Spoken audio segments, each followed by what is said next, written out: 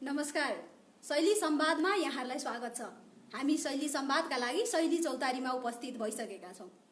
चौतारी यस्तो ठाउँ हो जहाँ भारी बिसाइन्छ, भेटघाट हुन्छ, कुराकानी हुन्छ, धेरै आफन्तहरू भेट हुन्छ, अचित अपरिचित सबैसँग भेट हुन्छ अनि फेरि अर्को यात्रामा लागिन्छ। यो भन्दा अघिल्लो बसाइमा हाम्रो सहयात्री हुनुहुन्थ्यो कुमारी लामाज्यू। उहाँसँग हामीले निबन्धका र समीक्षाका विषयमा विविध छलफल गर्ने जमर्को कसेका थियौँ। आज हामीसँग हुनुहुन्छ रङ्गकर्मी निर्देशक सरिता शाह। आज हामी रङ्गमञ्चका विविध विषयमा छलफल गर्ने जमर्को गर्दछौँ। सरिताजी, स्वागत छ यहाँलाई। धन्यवाद। के छ हाल खबर? एकदमै ठिक छ। महोत्तरीको टिम्कियाको मान्छे। हजुर। नाटक गर्न राजधानी केले डोर्यायो? नाटक गर्न केले डोर्यायो भन्दा पनि मलाई लाग्छ म नाटक गर्नै जन्मेको जस्तो लाग्छ। किनकि म बच्चा बेला चाहिँ पहिला चाहिँ टिभीमा फिल्महरू हेर्दाखेरि त्यो फिल्मको जुन केही मन परेको सिनहरू हुन्थ्यो अनि त्यो चाहिँ सम्झेर म आफू पनि गर्थेँ होइन अभिनय। अनि हामी बच्चा साथीहरू जो थिए तिनीहरूले पनि म निर्देशन गर्थेँ कि तिमी यो गर, तिमी यो पात्र अनि तिमी यो डायलग बोल भनेर उनीहरूले निर्देशन गर्थे। सो मलाई लाग्छ त्यही भएर होला चाहिँ मेरो यो यात्राको सुरुवात भएको र त्यसैले नै मलाई डोर्याएको होला। भनेपछि बच्चादेखि नै यहाँ निर्देशन गर्नुहुन्थ्यो हो? अनि सरिता चाहिँ के रहेछ निर्देशक भएर निर्देशन गर्नु र अभिनय गर्नु, फरक के रहेछ, समानता के रहेछ? धेरै फरक छ। एउटा कलाकार भएर अभिनय गर्नु, आर्टिस्ट भएर अभिनय गर्नु चाहिँ धेरै त्यो पनि आफ्नो ठाउँमा सजिलो त छैन होइन, त्यो पनि आफ्नो ठाउँमा एक खालको गाह्रो काम नै हो। तर त्यहाँ चाहिँ के हुन्छ भने त्यहाँ एउटा पात्रको रूपमा आफू चाहिँ अभिनय गरिन्छ र सबै कुराको जिम्मा चाहिँ एउटा डाइरेक्टरको उसमा हुन्छ। सो त्यति धेरै टेन्सन हुँदैन। तर डाइरेक्टर भए पछाडि सबै हेर्ने काम चाहिँ डाइरेक्टरको पनि हुन्छ। कस्ट्युम, सेट, आर्टिस्ट, निर्देशन, हरेक चिज हेर्नुपर्ने निर्देशकको काम हुन्छ। सो त्यही भएर निर्देशक आर्टिस्ट भन्दा अलिक धेरै फरक छ र त्यो निर्देशकको काम र आर्टिस्टको काम दुइटै फरक छ। तर निर्देशकको काम चाहिँ एकदमै गाह्रो छ। एकदमै गाह्रो छ भन्नुभयो। गाह्रो छ भनिहाल्नुभयो। मैले चाहिँ योभन्दा अघिल्लो पाहुनाहरूलाई जहिले पनि रमाइलो घटना के छ त भनेर सोधेँ। यहाँलाई चाहिँ सबै निर्देशन गर्दाखेरि सबैभन्दा दुःख परेको वा नरमाइलो घटना केही सम्झिनुहुन्छ भने के छ? होइन, त्यस्तो नरमाइलो त केही छैन। तर जतिखेर मैले निर्देशन गर्ने सोच बनाएको थिएँ र जतिखेर मैले त्यो सुरुवात गरेको थिएँ त्यतिखेर चाहिँ मलाई साथीहरूबाट अनि आफ्नो सिनियरहरूबाट चाहिँ सपोर्ट नहुँदाखेरि मलाई एकदमै रुन मन लागिरहेको थियो त्यतिखेर। अनि धेरैपल्ट चाहिँ मनमा आइरहेको थियो यार म छोडिदिन्छु, म सक्दिनँ निर्देशन, मेरो बसको कुरै होइन भनेर मैले धेरैपटक त्यस्तो सोच आइरहेको थियो मनमा के।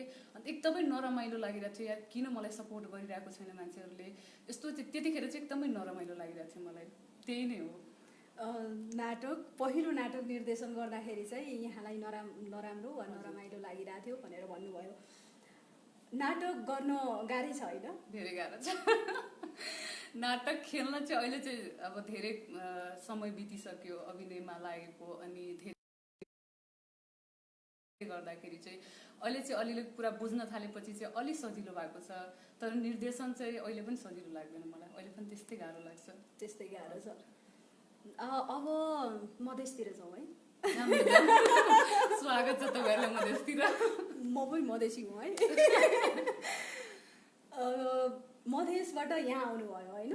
मधेसमा पनि नाटक हुन्छन् होला नि? हुन्छ नि, किन नहुनु। के छ फर्किएर त्यहाँ गर्ने स्थिति, त्यहाँ गर्न पाउने माहौल के छ? अहिले त अब धेरै कुरा चेन्ज भइसकेको छ पहिलाको तुलनामा। पहिला त्यस्तो धेरै नाटक हुने चाहिँ थिएन। पहिला चाहिँ नाटक हेर्ने भनेको ती स्कुलहरूमा अनि हाम्रोतिर छठहरू हुँदाखेरि त्यतिखेर चाहिँ ड्रामा, गाउँकै केटाहरूले ड्रामा गर्ने, त्यसरी नै हो गर्ने। तर अहिले चाहिँ चेन्ज भएको छ। यसलाई धेरै यहीँबाट पनि अथवा जनकपुरबाटै पनि धेरै आर्टिस्टहरूले नाटकहरू गरिरहेको हुन्छ कुनै कुनै इस्युहरूमा लिएर, जस्तो महिला हिंसा, बाल विवाह, धेरै इस्युहरूमा एनजिओ मार्फत चाहिँ नाटक गरिरहेको हुन्छ। सो धेरै जसो नाटकहरू हेर्न पाइन्छ, गर्न पाइन्छ। र अहिले अब जनकपुरमा एउटा थिएटर पनि मिनापको बन्दैछ, अहिले तयार भइसकेको छैन सायद, मैले सुनेको बन्दैछ। र अरू थिएटर समूहले पनि बनाउने गर्दैछ, सोच्दैछन्, कुरा गर्दैछन् उनीहरूले। सो अब गर्न सकिन्छ होला। अब गर्छु कि गर्दिनँ त्यो त मलाई थाहा छैन, तर सकिन्छ होला। त्यस्तो गाह्रो चाहिँ अब त्यो समय पनि बदलिसक्यो, मान्छेको दृष्टिकोण जुन थियो नाटकप्रति त्यो पनि चेन्ज भइसकेको छ, त्यो हिसाबले चाहिँ गर्न सकिन्छ। नाटकले हिजोदेखिको नाटकको कुरा गरौँ, नाटकको इतिहासलाई हेर्दाखेरि हिजोदेखि आजसम्म भइरहेका नाटकहरू जतिले सीमान्तकृत वर्ग सबैलाई समावेश गर्न सकेको छ, के लाग्छ यहाँलाई? अब त्यो कुरा मैले कसरी भन्न सक्छु, किनभने मैले देखेको कुरा भन्ने हो मैले। किनभने म आउनुभन्दा पहिला अब कसरी हुन्थ्यो, के गरी हुन्थ्यो, त्यो समेटिन्थ्यो कि समेटिन्थेन त्यो कुरा चाहिँ म एक्ज्याक्टली भन्न सक्दिनँ। तर म आइसके पछाडि मैले आफैले हेरेको, आफैले अनुभव गरेको कुराहरू चाहिँ छ। किनभने सबैलाई समेटेको पनि छैन। अब 1-2वटा हुन त अब त्यताबाट नआएर पनि होला कि, अथवा यताको मान्छेले त्यो स्वीकार नगरेको, त्यो माहौल नदिएर पनि उताको मान्छेहरू आउनले यहाँ त्यो अकमकिने अथवा अप्ठ्यारो मान्ने त्यो कारणले पनि हुनसक्छ। सो त्यही नै होला। अब समेटिएको भन्दा पनि 1-2जना 3जना 4जना जति छन्, तिनीहरूले काम गरिरहेको छ मैले देखेको चाहिँ। देख्नुभएको भनेपछि नाटकमा महिलालाई कति गाह्रो छ, त्यही माथि मधेसी महिलालाई कति गाह्रो छ? सजिलो छ कि सजिलो गाह्रो के छ? होइन, पहिलाको तुलनामा चाहिँ त्यस्तो गाह्रो त छैन होइन। पहिला जसरी अब कामै नगर्न हुने, यो क्षेत्रमा काम गर्नेलाई अलिक नराम्रो सोच्ने जस्ता धेरै कुराहरू थियो, त्यो मधेसमा मात्रै होइन कि त्यो जुनसुकै समुदायमा पनि त्यस्तो छ। अहिले पनि समय लाग्छ होला। तर महिलालाई गाह्रो भन्दा चाहिँ कस्तो खालको गाह्रो भन्ने कुरा चाहिँ अब घरबाट सपोर्ट नहुने सुरुवातीका दिनमा गाह्रो हुन्छ। नाटक के छोरी चेली भएर त नाटक देखाउने, नाटक गर्ने जस्ता कुराहरू हुन्थे। तर अहिले चाहिँ अब बिस्तारै म आफ्नै फ्यामिलीलाई लिन्छु, मेरै फ्यामिलीको मान्छेहरूले सुरुमा चाहिँ सपोर्ट गर्न मानिरहेको थिएन। छोरी भएर नाटक गर्ने, भोलि पर्सि बिहे गरेर के हुन्छ कस्तो हुन्छ, मान्छेहरूले नराम्रो सोच्छ भन्ने कुराहरू आउँथ्यो होइन। तर पछि अहिले समय बित्दै गयो, धेरै कुराहरू उहाँहरूले पनि थाहा पाउनुभयो, बुझ्दै जानुभयो, अनि अहिले चाहिँ सपोर्ट गर्नुहुन्छ। अहिले मेरो नाटक हेर्न चाहनुहुन्छ उहाँहरूले, मैले फिल्ममा खेलेको देख्न चाहनुहुन्छ उहाँहरूले। सो धेरै चेन्ज भइसकेको छ। अब महिलाहरूलाई गाह्रो भनेको त्यही हो, अलिकति फ्यामिलीबाट सपोर्ट भएन भने चाहिँ काम गर्न चाहिँ अलिक गाह्रो हुन्छ। र रह्यो थिएटरको कुरा, अब थिएटरमा चाहिँ अझै पनि महिलाको अभाव छ। काम गर्ने महिलाहरूको एकदमै कमै हुन्छ र गरे पनि 1 वर्ष 2 वर्ष गर्ने, र महिलाले पनि त्यस्तो हुन्छ नि एउटा ठाउँ, एउटा जुन हिसाबले सोचेर आएको छ त्यो पाएन भने उसले पनि छोडेर घरजम गरेर बस्नेतिर जाँदो रहेछ, र त्यही कारणले पनि घटिरहेको हुन्छ महिलाको सङ्ख्या। त्यही नै हो। गाह्रो भन्दा पनि त्यो के भन्छ त्यसलाई, स्टेबल हुन नसक्ने, त्यो नदेखेको कारणले महिलाहरू 1 वर्ष 2 वर्ष काम गर्ने अनि छोडेर जाने जस्तो कुराहरू देखिन्छ। त्यही गाह्रो नै होला। फ्यामिलीको सपोर्ट भएको मान्छेहरू त गरिरहेछन्, तपाईँले गरिराख्नु भएको छ, मैले गरिरहेको छु, त्यही नै हो। नाटक गर्दाखेरि चरित्र दिइन्छ नि होइन, के लाग्छ यहाँलाई? क्यारेक्टर बनाउने काम हो कि दिने काम हो? क्यारेक्टर दिइन्छ कि बनाइन्छ कि दुइटै गरिन्छ? दुइटै गरिन्छ होला। किनभने निर्देशकले क्यारेक्टर दिने हो, तर त्यो क्यारेक्टरलाई बनाउने काम चाहिँ आर्टिस्टकै हो होइन। त्यो आर्टिस्टले बनाउनै पर्छ, त्यो दिएर मात्रै हुँदैन। त्यो नबनाउन्जेलसम्म त्यो क्यारेक्टरको काम छैन कि त्यहाँ। सो बनाउनु पर्छ क्यारेक्टर चाहिँ, क्यारेक्टर बनाउनु पर्छ। क्यारेक्टर दिँदाखेरि चाहिँ अहिले वर्ण, रङ, बडीको स्ट्रक्चर त्यो हेरेर क्यारेक्टर दिइन्छ कि दिइँदैन, के लाग्छ यहाँलाई? यहाँ त क्यारेक्टर दिनु पनि हुन्छ, फेरि गर्नु पनि भएको छ, अनुभव होला नि त।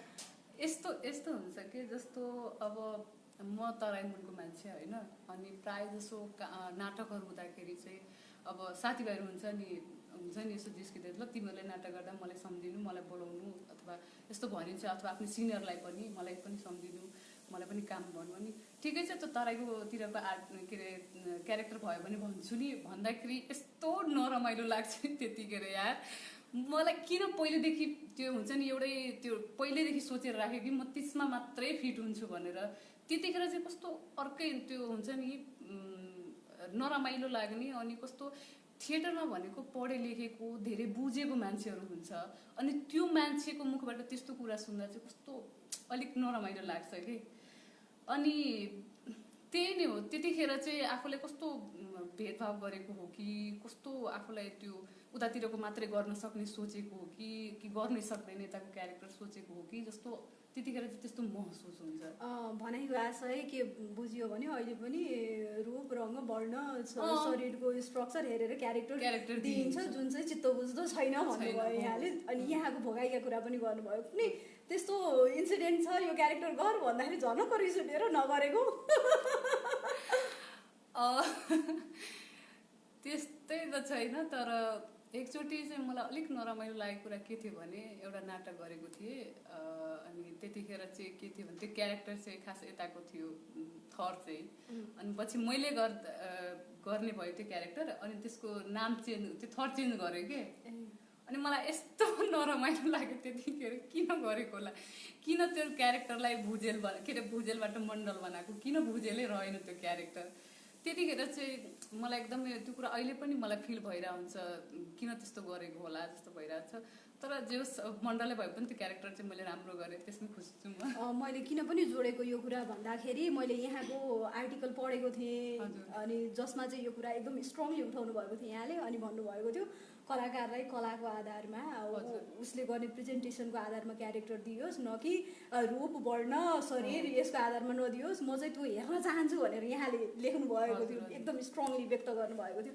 अनि त्यो कुरा मैले यहाँबाट फेरि सुन्न चाहेको होइन, किनभने प्राय पनि हामी काम गरिरहेको हुन्छ, हाम्रै मानसिकता पनि त्यो छ काहीँ न काहीँ छ होइन। हामीले त्यो कुराको विरोध गरिरहेको हुन्छौँ, तर हामीले सोच्नुपर्ने कुरा चाहिँ के हो भने हामी चाहिँ त्यस्तो गरिरहेको छ कि छैन त्यो कुराहरू जुन कुराको हामी विरोध गरिरहेको हुन्छौँ। कस्तो हुन्छ भने जस्तो तपाईँ अलिक मोटे घाटे हुनुहुन्छ भने तपाईँलाई आमाको रोल अथवा भाउजूको रोल त्यो एउटा मानसिकता बसिसकेको छ कि मान्छे। खासमा त्यस्तो चाहिँ गर्नु हुँदैन कि तपाईँले किन हिरोइन भनेको मोटो हुँदैन, हिरोइन भनेको सुन्दर नै हुनुपर्छ, हिरोइन भनेको काली हुनु हुँदैन। त्यो मानसिकतालाई हटाउनु पर्छ कि अब धेरै कुरा चेन्ज भइसक्यो, मान्छे धेरै कुरा बुझिरहेछ र त्यो हिसाबले चाहिँ अब यो कुरा जुन यो मानसिकता छ नि हाम्रो मनमा अहिले पनि छ काहीँ न काहीँ, त्यो कुराले चाहिँ एकदमै हटाउनै पर्छ, त्यो कुरा चाहिँ हटाउनु पर्छ भन्नुभयो।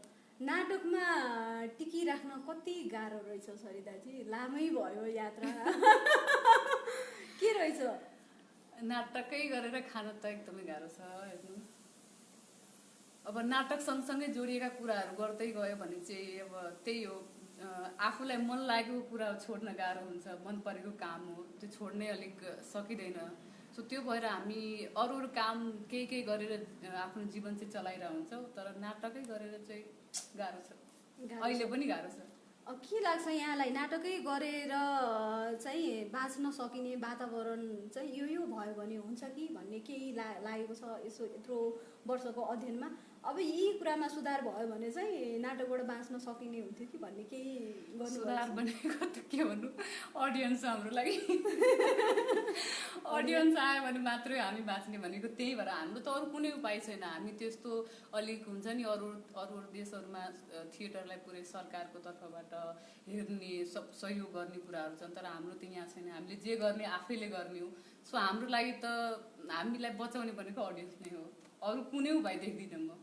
नाटक चाहिँ राम्रो हुनु पर्यो, गुणस्तरीय हुनु पर्यो र त्यसले पनि अडियन्स तान्छ। किनभने पछिल्लो समय जति नाटकहरू भए राम्रो नाटकहरू एकदमै चलेको पनि छ, त्यो हामी सबैलाई थाहा भएको कुरा। र त्यसरी चल्यो भने चाहिँ नाटकै गरेर मजाले जीवन चल्छ। त्यसरी गरियो भने चाहिँ चल्छ भनेर भन्नुभयो यहाँले। बिहेपछि महिला कलाकारहरू हराउने एकदमै चलन छ, के छ यहाँको डिटर्मिनेसन? त्यही भएर बिहे नगरी बसेको हजुर, त्यही कारण हो। किनभने मलाई थाहा छ बिहे गरेर गयो भने म उतै हराउने छु। किनभने कस्तो हुन्छ भने अब जो एउटा ठाउँमा यही क्षेत्रमा एउटा ठाउँमा पुगिसकेको छ त्यस्तो मान्छेले अलिक बुझेकै फ्यामिलीसँग भनेको त्यो बिहे गर्ने अनि त्यस्तै फ्यामिली अलिक सपोर्ट गर्ने खालको फ्यामिलीहरूमा घरजम गर्ने भइरहेछ। अनि त्यस्तो भयो भने चाहिँ सपोर्ट गर्छन्। यदि हामी जस्तै हो भने चाहिँ अलिक गाह्रो हुन्छ, के अहिलेसम्म केही गर्न सकेको छ किन गर्नु पर्यो, बरु अरू केही जबसब गरेर यता गर्नु पर्यो भन्ने चाहिँ सोचाइ हुन्छ कि मान्छेको। त्यही भएर जुन पनि फिल्डमा मान्छेलाई अलिक ठाउँमा पुगेको मान्छेलाई नै सपोर्ट गर्छ कि, त्यही भएर लागिराख्नुपर्छ। यहाँले केही समय चाहिँ जब पनि गर्नुभयो नि होइन? हजुर, अनि फेरि छोड्नु पनि भयो नि के रहेछ? जब मैले खास किन गरेँ भने त्यो हाम्रै फिल्डसँग रिलेटेड भएर जब गरेको मैले। नाटकै लेख्ने काम थियो त्यहाँ, फरकै थियो, त्यहाँ रेडियोमा बजाउने नाटक लेख्नुपर्ने। सो त्यो हिसाबले पनि आफ्नै फिल्डको काम भएर पनि मैले त्यहाँ गरेँ। तर गर्न चाहिँ गरेँ मैले। तर कस्तो भयो भने हामी आर्टिस्ट चाहिँ बसेर खान सक्दैनौँ कि त्यो चाहिँ गाह्रो हुन्छ हामीलाई। हामीलाई कुदिराख्न हिँडिराख्नुपर्छ, हामीले चलाइमान जस्तो हुनुपर्छ कि हामी। अनि त्यो भएर मैले काम गरेँ। तर पछि त्यही अरू कामहरू आयो र अरू काम छुटिरहेको थियो, धेरै कामहरू नाटकहरूबाट पनि आइरहेको थियो कुराहरू, तर मैले त्यो जबले गर्दा गर्न पाइरहेको थिएन। अनि मलाई लाग्छ म काम गर्ने भनेको मलाई खुसी हुने भनेको, खुसी दिने कुरा मैले नाटक गर्दा, अभिनय गर्दा हो। सो त्यो भएर मलाई कस्तो अर्कै त्यो आफैले पनि कस्तो भइरहेको थियो कि यार म के गरिरहेको छु, म 10 to 5 जब गर्न आएको होइन कि, मेरो काम यो हुँदै होइन। अनि त्यही भएर नि पछि मैले जब छोडेँ। खुसी हुन सक्नु भएन, त्यही भएर छोडेँ भनेर भन्नुभयो। जब कस्तो अप्ठ्यारो हुँदो रहेछ भने नगरी पनि नहुने होइन, गर्दा पनि गाह्रो यो गाह्रै कुरा हो होइन? एकदमै गाह्रो कुरा, आर्टिस्टको लागि त एकदमै गाह्रो कुरा। 10 to 5 सकिँदैन। अब के प्लानिङ छ, कसरी जाने योजना छ अगाडि? थाहा छैन अहिले त। अब त अहिले कसैको योजना, अहिले सबै जति मान्छेले योजना बनाएको थियो सबै यो लकडाउनले, यो कोरोनाले खाइसक्यो। अब थाहा छैन अहिले अगाडि के गर्ने, किनभने त्यतातिर अहिले दिमागै गइरहेको छैन, किनभने सबैको दिमाग अहिले यो कोरोना, यो लकडाउनमै छ कि।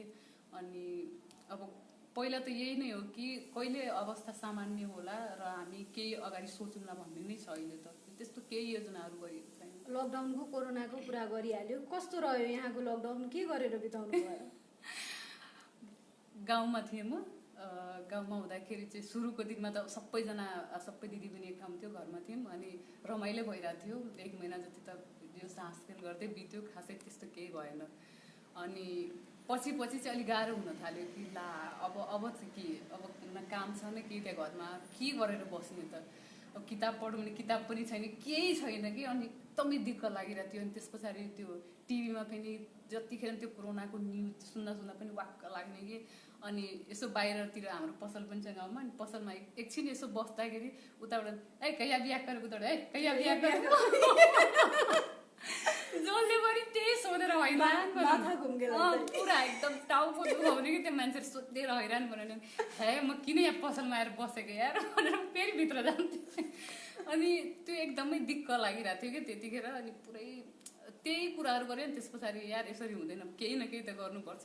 अनि त्यस पछाडि चाहिँ पुरा महाभारत हेरेर बस्थेँ, पढेर बस्थेँ, रामायण पनि पढेँ, त्यतिखेर गीता पनि पढेँ। अनि महाभारत फिल्महरू हेर्थेँ। त्यसरी नै टाइम पास गरेँ मैले लकडाउनमा। यहाँले नाटकसँगै फिल्म मेकिङका पनि के वर्कसपहरू गर्दै हुनुहुन्छ होइन?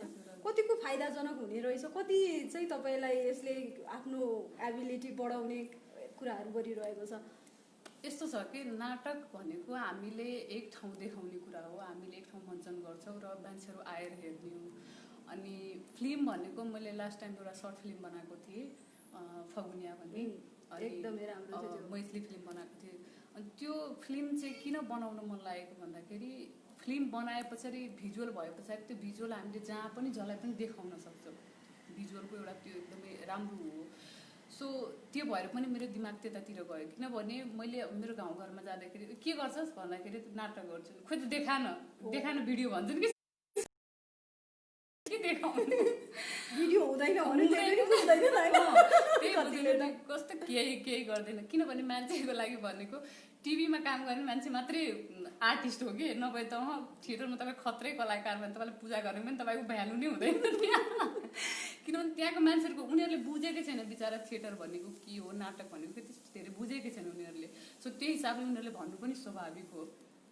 अनि मैले त्यो फिल्म बनाएपछि देखाएँ उनीहरूलाई, अनि एकदमै खुसी भयो, मन परायो कि त्यो कुरा उनीहरूले। अनि त्यो भएर पनि मलाई एक किसिमले तानेको कि फिल्मतिर कि यो भयो भने मान्छेलाई देखाउनुहुन्छ। त्यो खास चाहिँ त्यो बच्चाहरूलाई त्यो हिंसा गर्ने घरमा त्यो इस्युमा छ त्यो कुरा। अनि उनीहरूले एकदमै मन परायो त्यो भिडियो हेरे पछाडि। अनि बल्ल उनीहरूले चाहिँ यसले यो गर्दो रहेछ भन्ने कुरा चाहिँ बुझ्यो कि। तपाईँले सर्ट मुभी गर्नुभन्दा अगाडि पनि छठ पर्वमा एउटा नाटक गरिदिनु भएको थियो जस्तो लाग्यो मलाई। त्यो इन्सिडेन्ट सुनाउनु न, केले प्रेरित गर्यो यहाँलाई गर्नलाई, के चेन्जेस आयो त्यसपछि? के भयो भने म कति 3 वर्ष जति भएको थियो सायद, म काठमाडौँमा बसेको, सिलगढीमा बसेको। अनि त्यस पछाडि छठमा जाँदाखेरि चाहिँ तिमी नाटक गर्छौ भन्छौ, अनि त्यहाँ नाटकहरू हुने त्यस्तो गरिरहेको हुन्छ कि। अनि उनीहरूको नाटक हेर्दा हाँस उठ्ने भइरहेको हुन्छ मलाई। अनि मैले चाहिँ तिमीहरू के नाटक गर्छ यार, अलिक हुन्छ नि मान्छेलाई यसो हेर्दाखेरि रमाइलो होस्, त्यो अलिक राम्रो जस्तो गर न भन्दाखेरि गाउँमा फेरि केटीलाई भ्यालु दिने चलनै छैन। अनि कसले सुन्थ्यो मेरो कुरा, उनीहरूले बाल गरेन। अनि पछि मलाई एकजनाले चाहिँ बरु तिमी देखाउ न नाटक भन्यो क्या मलाई एकजनाले। ल हुन्छ भनेर भने मैले। अनि एउटा एकल सो थियो यो दाइजो सम्बन्धी, अनि मैले त्यो देखाएँ।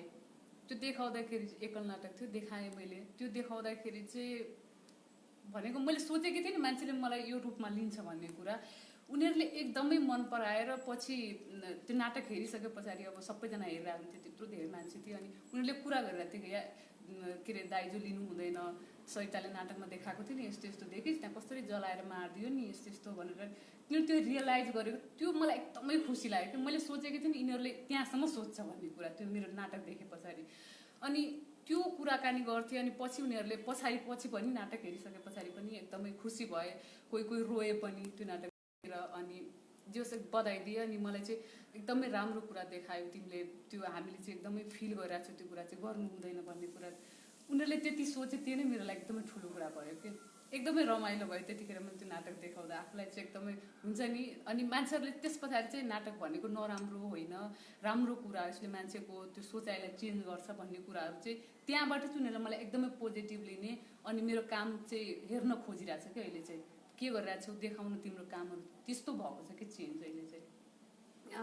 नाटक घरहरू चाहिँ अब राजधानीमा मात्रै थिए केही समय, त अलिक पछि अहिले विभिन्न ठाउँहरूमा पनि बन्न लागिरहेको छ, भइरहेको छ, चलिरहेको छ। यहाँलाई के लाग्छ, अझै पनि धेरै ठाउँमा विस्तार हुनुपर्छ नाटक भन्ने लाग्छ, के लाग्छ? एकदमै हुनुपर्छ मलाई लाग्छ। प्रत्येक जिल्ला भएन कि प्रत्येक सहरमा नाटकको घर एउटा हुनुपर्छ कि। किन हुनुपर्छ? किनभने नाटक घर किन हुनुपर्छ भने मान्छेले बुझ्छ, त्यहाँबाट मान्छेले धेरै कुरा थाहा पाउँछ। त्यहाँबाट नाटक मार्फत हामीले धेरै लागि गरिन्छ। उनीहरूले त्यो देखेपछि, लाइभ देखे पछाडि मान्छेले धेरै कुरा रियलाइज गर्छ। सिनेमामा देखेर गर्छन् नै, तर लाइभ देखेपछि झन् त्यसले धेरै इफेक्ट गर्दो रहेछ मान्छेलाई। सो त्यो भएर नाटकहरू चाहिँ हरेक जिल्लामा हुनैपर्छ जस्तो लाग्छ मलाई। किनभने हामीले त्यो मार्फत धेरै कुराहरू चेन्ज गर्न, सोसाइटीको कुरादेखि लिएर हरेक कुरा हामी त्यहाँ नाटक मार्फत देखाउन सक्छौँ, मान्छेलाई बोलाएर देखाउन सक्छौँ। त्यो भएर हरेक ठाउँमा नाटकहरू चाहिन्छ जस्तो लाग्छ मलाई। एउटा नाटकहरूको कुरा भयो, एउटा निर्देशकले नाटक बनाउँदाखेरि के कुरा ध्यानमा राखेको हुँदो रहेछ? नसोध्नु। धेरै कुरा ध्यानमा राख्नुपर्छ। धेरै कुरा भन्दा पनि सानो सानो कुरादेखि लिएर ठुल्ठुला हरेक कुरा हामीले त्यो ध्यानमा राख्नै पर्छ। किनभने एउटा कुरा पनि मिस भयो भने त्यो बर्बाद बनाउँछ नाटकलाई। त्यो हामीलाई थाहा भएको कुरा हो। किनभने सेट, कस्ट्युमदेखि लिएर, लाइटदेखि लिएर, म्युजिकदेखि लिएर, आर्टिस्टदेखि लिएर, साना त्यो प्रप्सहरूदेखि लिएर सारा कुराको ख्याल राख्नुपर्छ निर्देशकलाई। सो किनभने एउटा पनि चिज कमी भयो भने त्यो कुरा खाली जस्तो देखिन्छ नि। त्यो भएर सारा कुराको डिटेलमा ध्यान चाहिँ राख्नुपर्छ एउटा निर्देशकले। यहाँले नाटक निर्देशन गर्दाखेरि चाहिँ कुनै कलाकार यस्तो पनि लिएर आउनुभयो जसले जिन्दगी नाटकै देखेको थिएन, हेरेको थिएन, गरेको थिएन।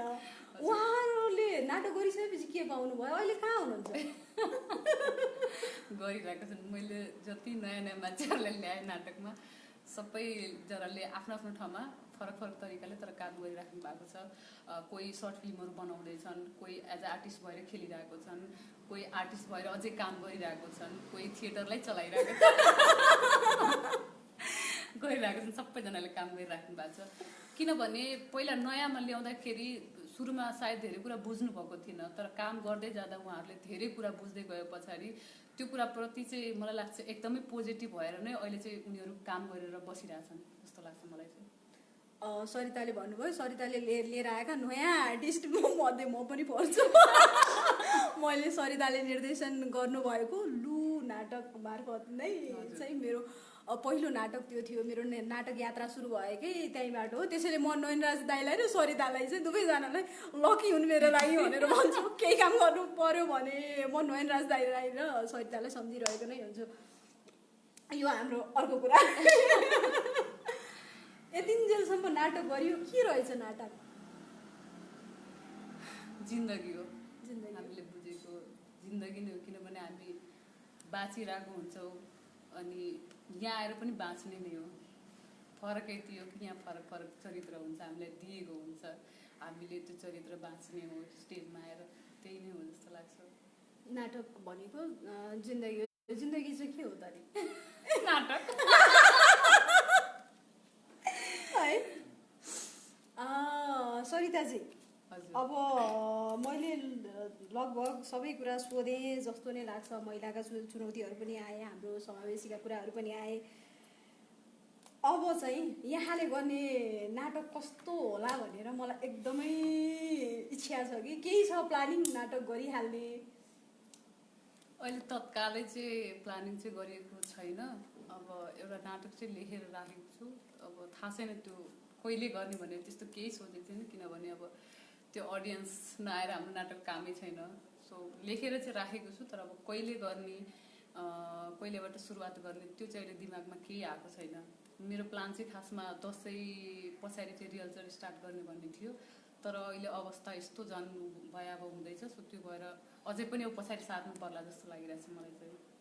यहाँको लु नाटक भनौँ नेपालगञ्जको पेरिफेरीमा थियो, मधेस बोलेको थियो। त्यसपछि यहाँले काशी देवी दुईटै नाटक आफूले गरेको भएर देवकाशी र काशी देवी भन्दा मलाई यस्तै हुन्छ। काशी देवी पनि दुर्गानन्द झाको विषयमा फेरि पनि हामी तराईतिरै गएका थियौँ। अब बन्ने नाटकहरूले, सरिताको नाटकले तराई बोल्छ बोल्दैन? यो पालि जुन नाटक लेखेको छु मैले त्यो पनि एउटा शहीदको जीवनमा आधारित हो। त्यति द्वन्द्वकालको बेलाको कथा हो खासमा चाहिँ। अनि त्यतैको स्टोरी हो यो चाहिँ। अब त्यतैको स्टोरी भएपछि तराई नै बोल्छु। तराई बोल्छ अभियसली। तराईलाई बोलाउनु पनि पर्छ। तराईले नै गर्दा बोल्छ फेरि, किनभने पाहाडले बोलिदिँदैन। आफ्नो लागि आफै बोल्नुपर्छ। त्यो सेन्समा मैले तराई मात्रै बोल्नुपर्छ भन्न खोजेको होइन। जसका लागि जो बोल्नुपर्छ त्यही नै बोल्नुपर्छ भन्ने आशय हो। नाटकले तराई कतिको बोलिरहेछ भनेर अघि पनि सोधिरहेको थिएँ, फेरि पनि सोध्छु, कतिको बोलिरहेछ तराई यहाँलाई? अनि तराईको क्यारेक्टरहरू गरिरहेका देख्दाखेरि, फिल्ममा तराईको क्यारेक्टरहरू निभाइरहनु भएको देख्दाखेरि के लाग्छ? न्याय गर्नुभएको छ चरित्रलाई वा छैन? तपाईँलाई सुख लाग्छ, दुःख लाग्छ, रिस उठ्छ, के हुन्छ? फिल्मको कुरा गर्दाखेरि मैले आफैले त्यस्तो धेरै भनेको एकदमै अलिक हुन्छ नि धेरै सिन भएको क्यारेक्टर चाहिँ मैले अहिलेसम्म पाएको छुइनँ। अलिअलि क्यारेक्टर चाहिँ एउटा लुट्टु भन्ने फिल्ममा गरेको थिएँ सानोतिनो, अनि त्यस पछाडि चक्कर भन्ने थियो, अनि त्यस पछाडि अनागत भन्ने थियो। अनि त्यो तिनटैमा गर्दाखेरि चाहिँ अलिअलि त्यहाँ चाहिँ के थियो भने एक दुईवटा डायलग जस्तो यस्तै के थियो, अनि नेपालीमा बोल्नुपर्ने तर तराईको जस्तो बोल्नुपर्ने भन्ने थियो। अनि मैले के भने त्यसो नगरौँ, बरु म मैथिलीमै बोल्छु, मेरो आफ्नै भाषामा बोल्छु। त्यो भयो भने मेरो एउटा आफ्नो भाषा पनि आउँछ र मान्छेलाई सुन्दा अलिक रमाइलो पनि हुन्छ र मान्छेले थाहा पनि पाउँछ कि यस्तो भाषा पनि रहेछ भन्ने कुरा पनि बुझ्छ मान्छेले। त्यो चाहिँ बरु गरौँ, तर यसरी बिगारेर यस्तो चाहिँ म सक्दिनँ र म गर्न पनि सक्दिनँ, किनभने म पहिलेदेखि यसको विरोधी हो। अनि डाइरेक्टरले चित्त बुझ्यो, अनि डाइरेक्टरले ठिक छ तिमी आफ्नै भाषामा बोल भन्नुभयो, अनि मैले बोलेँ।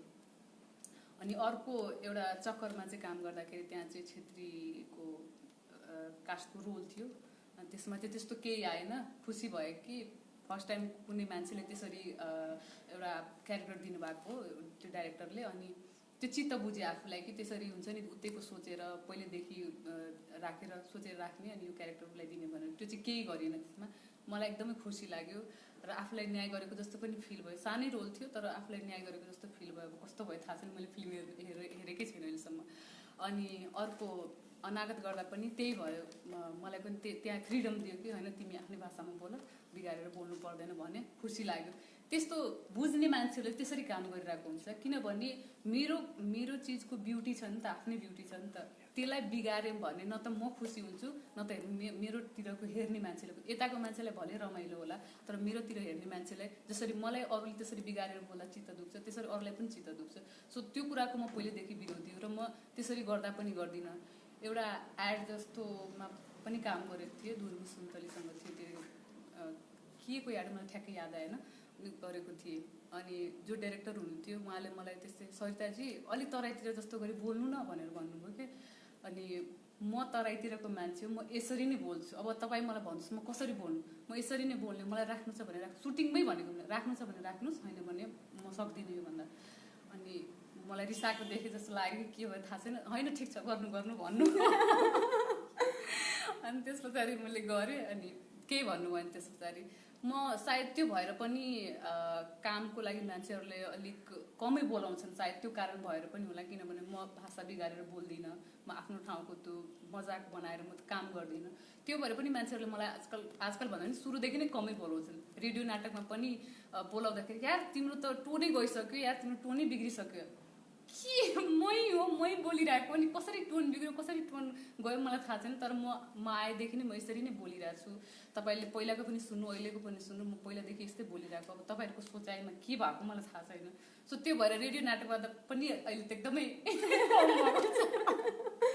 त्यसरी नै हो, तर पनि गरिरहेको छु। अब मलाई फलानुले बोलाएन, चिलानुले बोलाएन, म गर्दिनँ भन्ने होइन कि म आफैले पनि म आफै गर्छु। खास म निर्देशन गर्नुको एउटा कारण त्यो पनि छ कि मलाई फलानुले बोलाउँदाखेरि यसरी बोलाउँछन्, त्यो भएर म आफै निर्देशन गर्छु र त्यो कुराहरूलाई म हटाउँछु। त्यही सोचले पनि सायद म निर्देशनतिर हात हालेको। त्यही त सरिताजीसँग कहिलेकाहीँ नाटक हेर्न हामी सँगै जान्छौँ, मुभी हेर्न पनि जान्छौँ, अनि क्यारेक्टरले चाहिँ के अरे बिगार्यो, अनि त्यो क्यारेक्टरको मजाक उडायो, मधेस क्यारेक्टरको मजाक उडायो, अनि लबज उडायो भने चाहिँ एकदम मुरमुरेर बाहिर निस्किनुहुन्छ क्या एकदम मुरमुरेरै निस्किनुहुन्छ बाहिर। अनि त्यसपछि उहाँलाई कुल डाउन गर्नु नै 10-15 मिनट लाग्छ हामीलाई। उहाँलाई त्यति माया छ भाषाको, क्यारेक्टरको सम्मान होस्, मजाक नहोस्, लबजको पनि सम्मान होस्, मजाक नहोस् भन्नुहुन्छ उहाँले। हुनैपर्छ। जाँदा जाँदै अन्तिममा केही भन्न मन छ यहाँलाई भने? खासै केही भन्नु मन छैन। कोरोनाको समय हो, लकडाउनको, मान्छेहरू एकदमै धेरै नेगेटिभिटीले भरिएको छ। सो आफूलाई सकेसम्म स्ट्रङ बनाएर यो परिस्थितिसँग लड्नुपर्छ। कसरी हुन्छ आफ्नो वरिपरि एउटा सकारात्मक वातावरण बनाएर बस्ने, त्यो चाहिँ गर्नुपर्छ। आफ्नो स्टडीहरूलाई ध्यान दिनु पर्यो, अनि योगा एक्सर्साइजहरू अलिक बढी गर्नु पर्यो। त्यही नै हो, परिस्थितिसँग चाहिँ लड्नुपर्छ अलिक स्ट्रङ भएर, त्यही नै हो। अनि छिट्टै अलिक सामान्य यो परिस्थिति चाहिँ अलिक सामान्य होस्, अनि छिट्टै हामी दर्शकहरूलाई नाटक देखाउन पाइयोस्, त्यही नै। पक्कै पनि अवस्था सामान्य होस्, छिट्टै दर्शकसँग प्रत्यक्ष रूपमा जोडिएर हामीले काम गर्न पाऊँ, त्यो दिन त हामीलाई एकदम प्रतीक्षा छ। आजको बसाइमा सरिताजीसँग उहाँका व्यक्तिगत कुरा साथै रङ्गमञ्चसँग जोडिएका उहाँका धारणाहरू हामीले चाहिँ भलाकुसारी गर्ने जमर्को कस्यौँ। योभन्दा पछिल्लो बसाइमा हामीसँग आउँदै हुनुहुन्छ वर्षा महर्जनज्यू। उहाँसँग चाहिँ हामी पत्रकारिताको विषयमा कुरा गर्नेछौँ। यतिन्जेलसम्म हामीलाई साथ दिनुभयो, यहाँलाई धेरै धेरै धन्यवाद। यहाँहरूलाई धेरै धेरै धन्यवाद। यहाँहरूलाई धेरै धेरै धन्यवाद। हामी फेरि भेट्नेछौँ।